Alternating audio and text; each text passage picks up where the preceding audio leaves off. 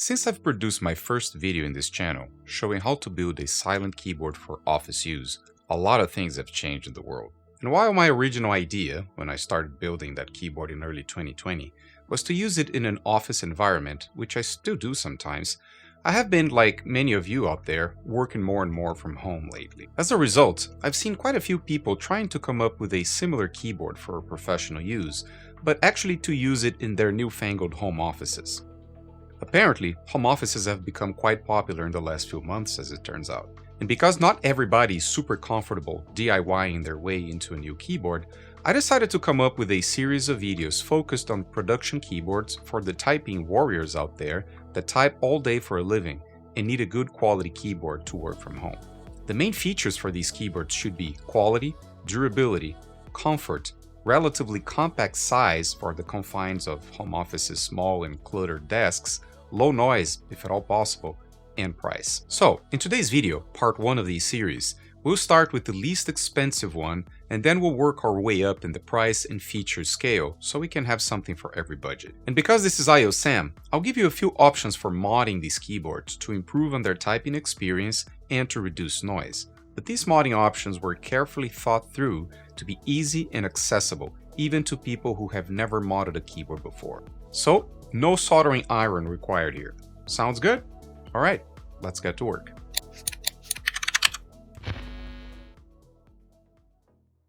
Hello and welcome to I.O. Sam. My name is Sam Franco, and this is a channel where I do tech reviews and show you how to build, fix, and mod all sorts of computer gear.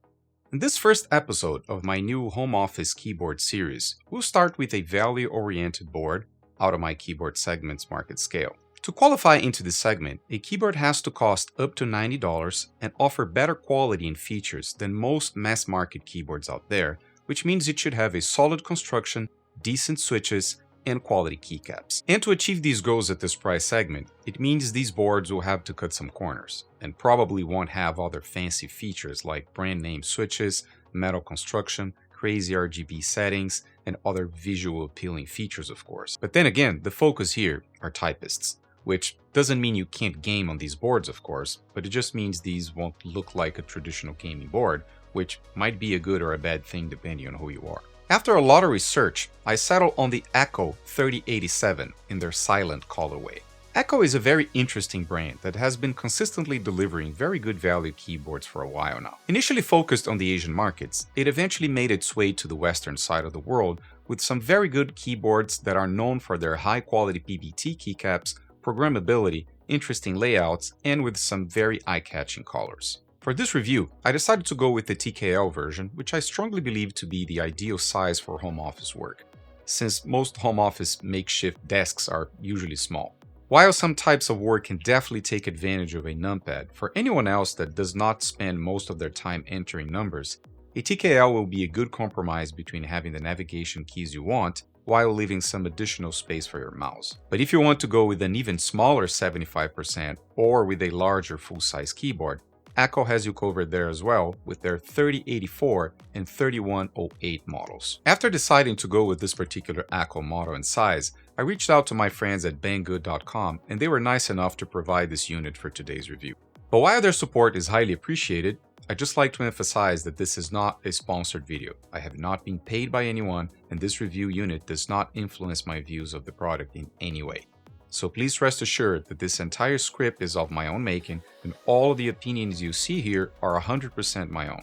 But as usual, you know I'd love to hear yours in the comments below as well. Which, by the way, I do spend a lot of time on the comments section of my videos. So if you have any questions about anything you see here, you are more than welcome to ask questions below. Now, after watching this review, if you think this board would be a good fit for you, then you'd have the option of using my affiliate links below, which will help to fund this channel's expenses, of course. And while you can't find Akko boards in many retailers around the world, Banggood has consistently held, by far, the largest collection of Akko boards out there. And if you are in the US, they do have a good stock of many Akko models stateside, which means you get them much quicker than you otherwise would if they were shipped from Asia. The 3087 series is Akko's basic TKL offering, and while they don't offer backlighting, you have a nice variety of colors from the more muted tones all the way to some very flashy and eye-catching colors. In my case, being the vintage keyboard hoarder I am, I obviously immediately fell in love with their silent option, with a classic beige chassis and the muted style keycaps colors. They offer models with Cherry MX, TTC, Gateron, and their own Akko branded switches, so you also have quite a few options in the switches department as well. The model I picked, which is the most aggressively priced of the 3087 lineup, has Akko's own branded switches, which we'll get into more details later on in the video, and you can choose between 3 variations. The one I have here, the orange, which are actually more like hot pink in reality, is their light tactile, equivalent to Cherry MX browns. The pink, which is a very light pink color, is their linear and equivalent to Cherry MX reds. And the sky blue, which is the clicky version, is equivalent to Cherry MX blues. In the box, besides the keyboard, you also get a nice thick keyed USB-C cable, a plastic dust cover, which is always something I appreciate and that I don't really understand why some much more expensive keyboards out there don't bother to include. I mean, come on guys, how expensive it is to include something like this in the box. A nice set of extra keycaps with some lavender and light blue color accents, which is such an awesome addition, especially considering how competitive the price of this keyboard is. You also get a good quality wire keycap puller, which is another great addition since it is much better than the plastic ones that can scratch your keycaps. And finally, you also get a quick guide, which is thankfully also in English, showing you how to use the secondary functions, macro recording capabilities, and even how to change the backlighting. Yep, you heard that right. While this board does not come with LEDs for per key illumination, it does have the sockets for it, which means you can add them yourself and then control the lights using hardwire commands, which is awesome. As mentioned earlier, the Akko 3087 series is named after the 87 keys of traditional TKL ANSI layout. For the full-size equivalent version of this model, for example, you'd go with their 3108 model, which is named after its 108 keys. And yeah, they seem to only offer ANSI configurations, which I know will disappoint some European users out there. As for the 10 keyless design, I'll admit that I'm a bit biased here, since this is my favorite layout.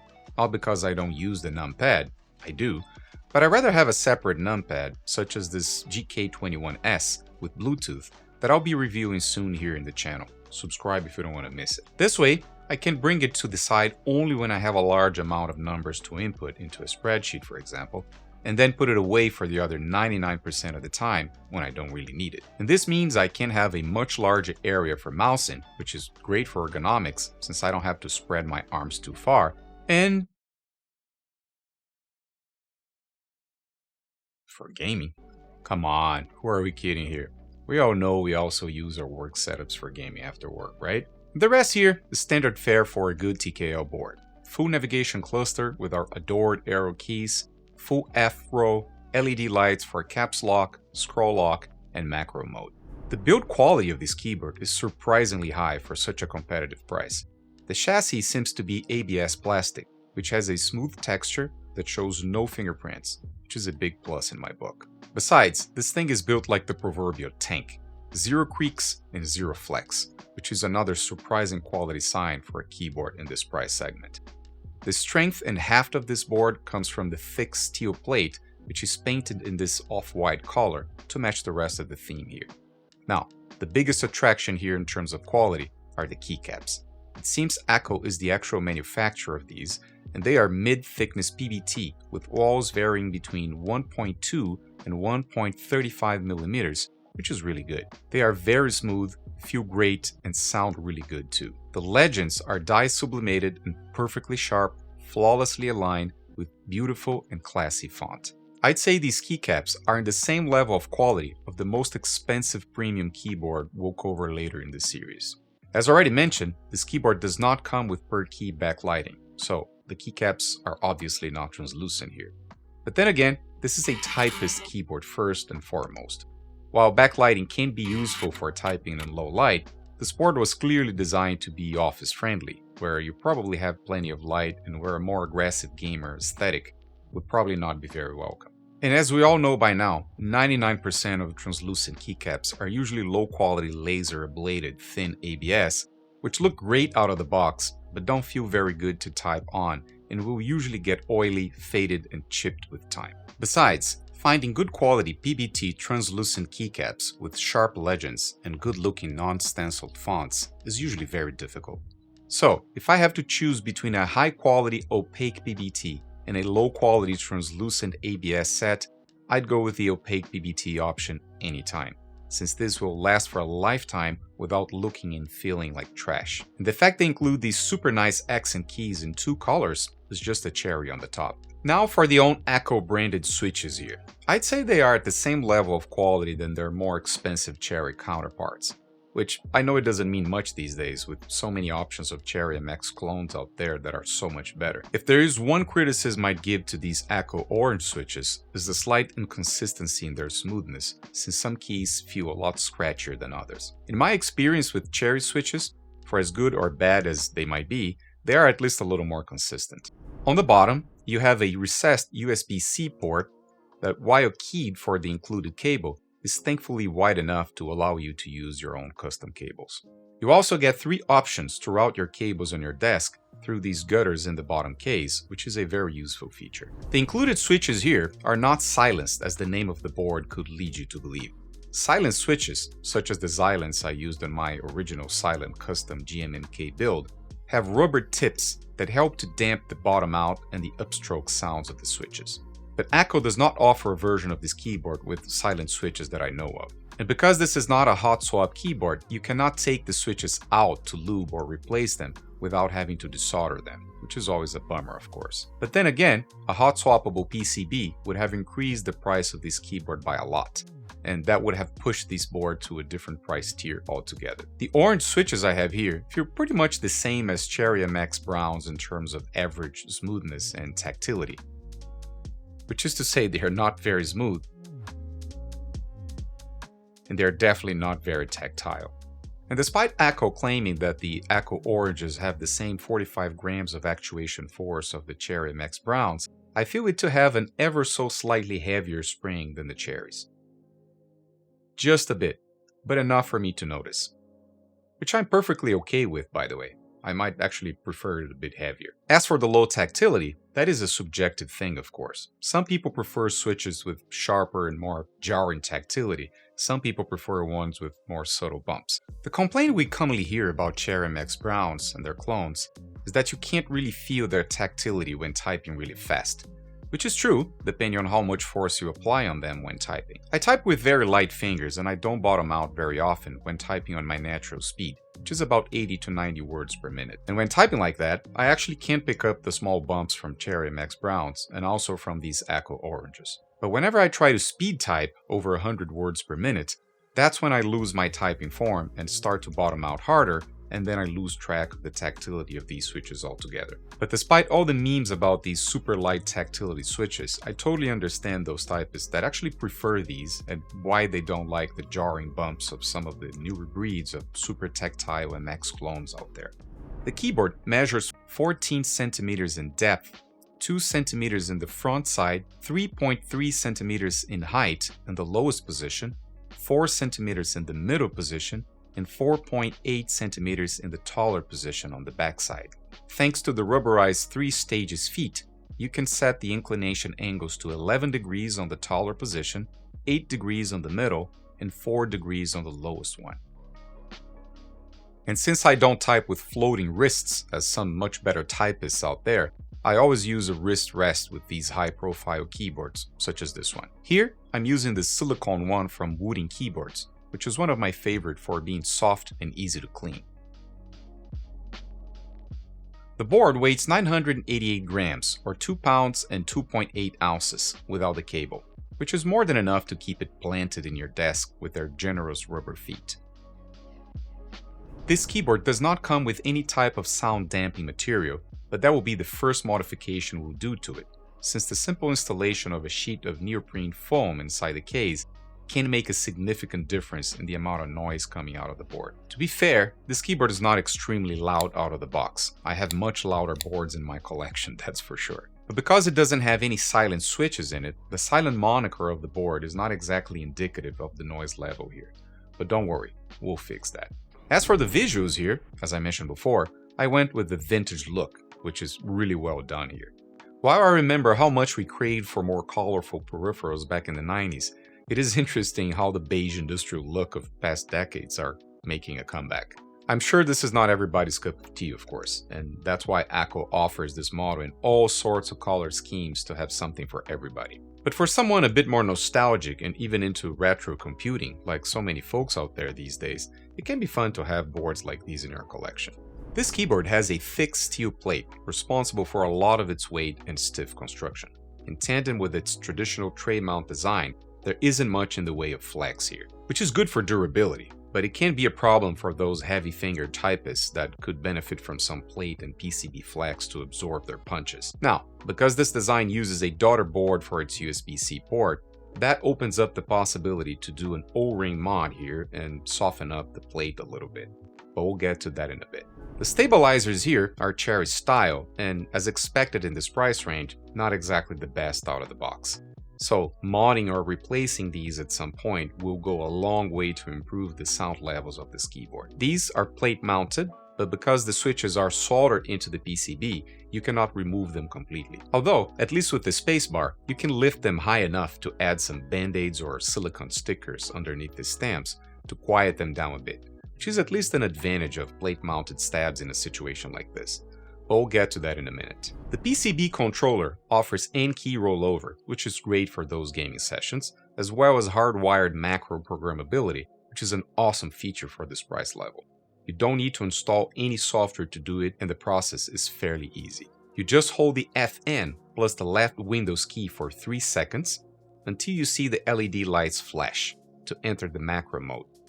You'll see the third LED light up to indicate you're in this mode. Then, you press FN plus the escape key to enter the macro recording mode. Now, you press FN plus the key you want to assign a macro to, key in your character sequence, and press FN plus the key being programmed again to finish recording. After that, your macro will be stored in memory and will be available with any computer you plug the keyboard in.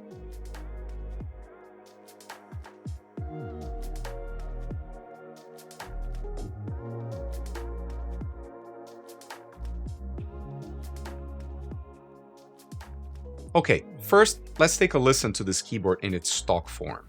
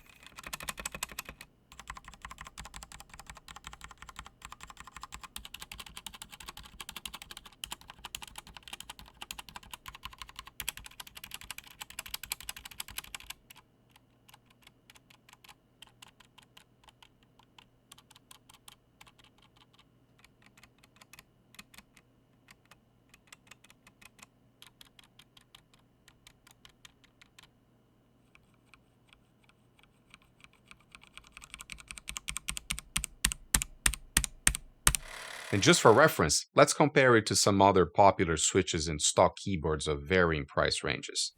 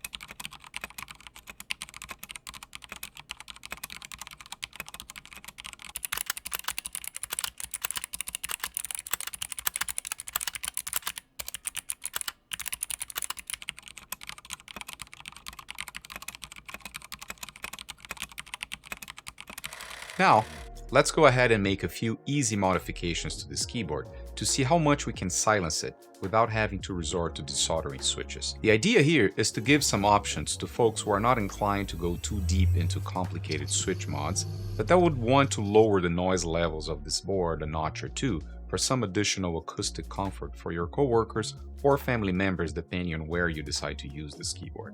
But if you want to see how to go all out into modding this keyboard and upgrade it to a whole other level of silence, then stay tuned to a bonus episode of this series to come later on, where I'll dust off my soldering skills to switch mod this bad boy. Our first mod is adding the damping foam. The foam I'm using here is simple 3mm neoprene that you can get a full 1.5 meter roll for around $15 on Amazon or eBay. If you really want to use the best material money can buy to kill resonance in a keyboard, you can always go for the much more expensive sorbethane that I used in my Silent GNMK build, where you'd pay around $20 for a small 30 by 15 centimeters sheet that should be enough for one keyboard. But here, I'm going with the much cheaper neoprene since I bought it in bulk and it cost me about $1.50 in material to damp the sound of one keyboard, which is a cost much more in line with the price of this keyboard anyway. Neoprene is not as dense as sorbethane, so you get around 2/3 of the results you'd get with the more dense and expensive sorbethane.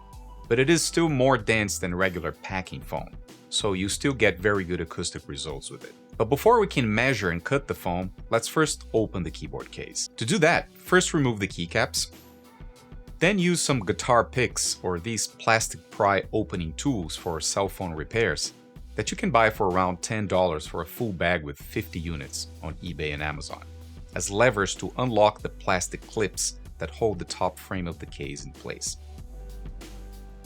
Alternatively, you can also use some plastic cards for this job. While this might look a bit scary, don't worry, the plastic is resistant and very flexible.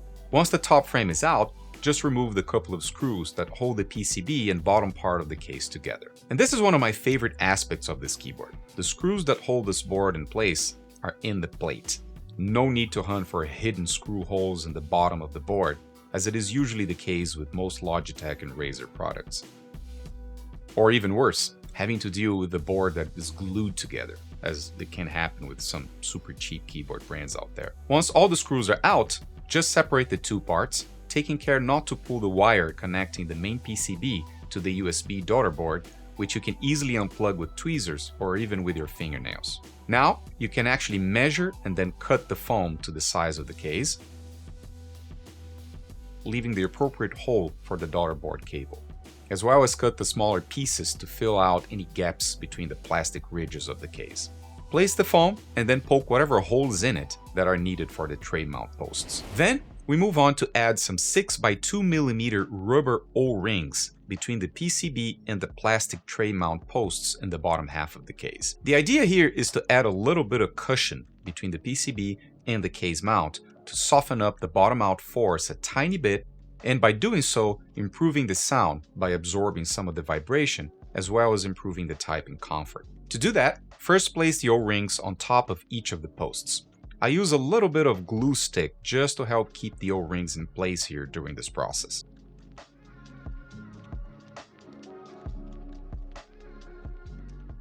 Then, after reconnecting the USB-C port cable, carefully place the PCB on top of the stand, doing your best to avoid displacing any of the O-rings in the process. Screw back the two screws that attach the plate to the bottom case without over-tightening them, and then snap the top frame plastic clips to finish closing the keyboard case. After the O-rings installed, you notice that the plate will move about 2mm or so over the O-ring suspension. That movement will be further restricted once you reattach the top frame, but you'll still keep about half of this range, which should be enough to significantly improve the sound and the typing feel of this keyboard. Next, we'll fix the stabilizers. Here, since we are not desoldering any switches, there are two mods we can do. First, we'll add some adhesive non-slip grips for quilt templates, these soft silicone stickers under the spacebar stabilizer stems to ensure they don't hit the PCB directly. For this, use some pointy tool, such as these curved tweezers I'm using here, to press on the locking tabs of the stabs housing. Then, carefully pull the back of the stabs until you can clear some space between the bottom of the stabs housing and the PCB to be able to install the stickers. Here, you should use some cotton swabs and isopropyl alcohol to clean any lubricant residues to allow the stickers glue to properly attach to the PCB. Then, apply the stickers in the area exactly under the stabilizer stem. And finally, reattach the stabs housing to the plate, making sure the locking tabs are fully engaged. This mod, unfortunately, cannot be done to the rest of the stabilized keys in this keyboard, since they are much shorter and do not give you enough room to work with, without having to desolder the switch. But at least here, we are muffling the noise of the most important stabilized key of them all. And second, we'll use a plastic syringe to inject Permatex dielectric grease into the stems of each of the 4 stabilizers of this keyboard.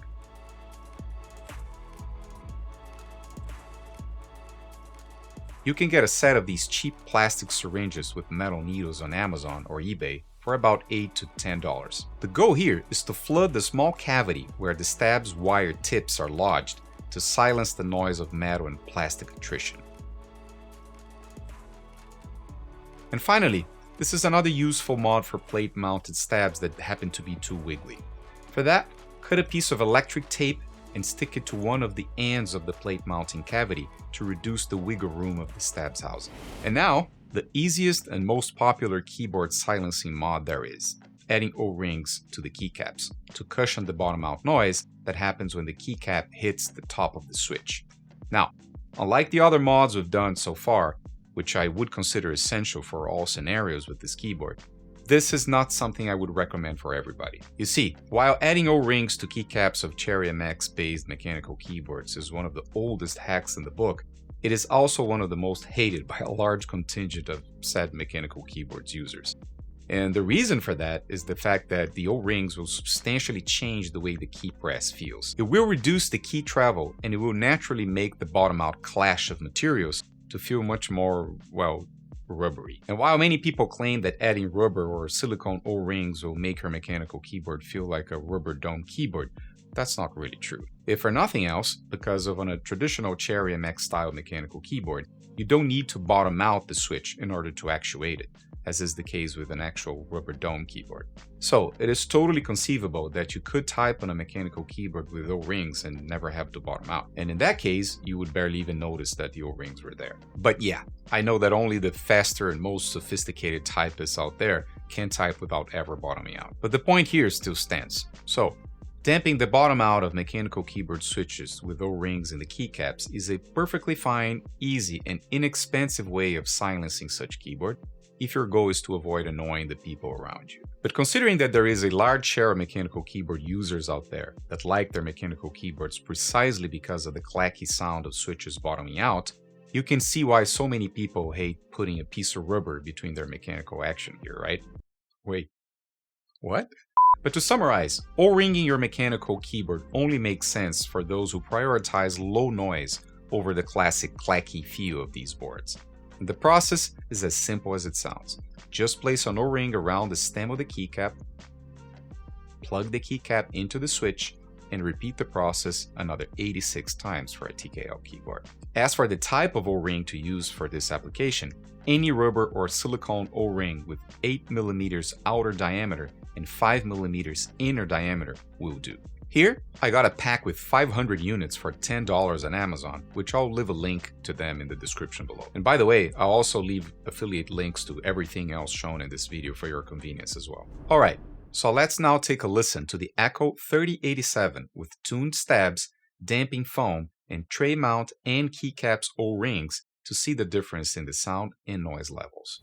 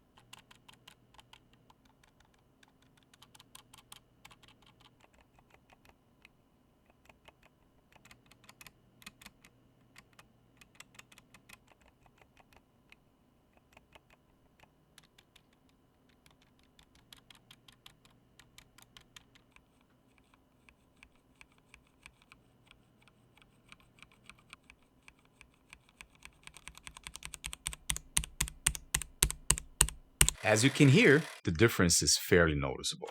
With the mod, you get less ping, less stabilizer rattle, and the pitch is a few notches lower than the stock board sound. Now, let's pit the modded Akko against the same stock boards with various types of switches.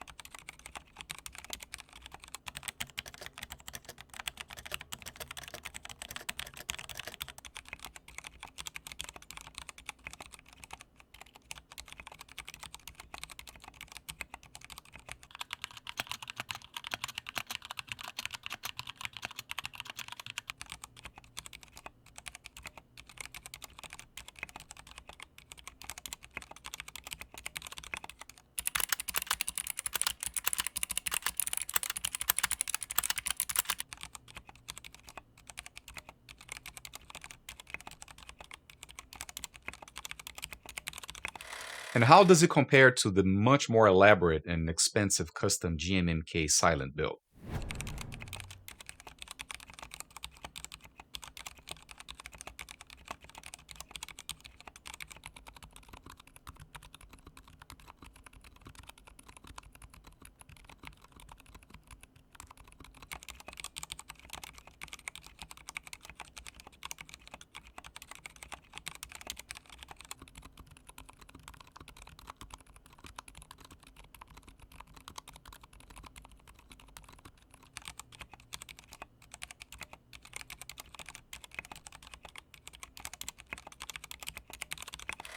Sure, it doesn't touch my silent build in terms of noise levels as you would expect. This cheaper keyboard with easier mods also doesn't feel as tactile and refined as my GMMK outfitted with expensive Xylem switches and sorbethane foam. But in terms of noise, it is the second best when compared to any other stock board tested here. I can't think of a cheaper way to have a quality super silent mechanical keyboard for less money than this. So let's move on to our conclusion of this first part of the home office keyboard series. For the 3087 typing feel and sound, I think Akko offers a very good stock experience with its own line of switches. But of course, you can dramatically improve that experience if you do one or more of the relatively simple modifications I showed in this video. It is really worth it.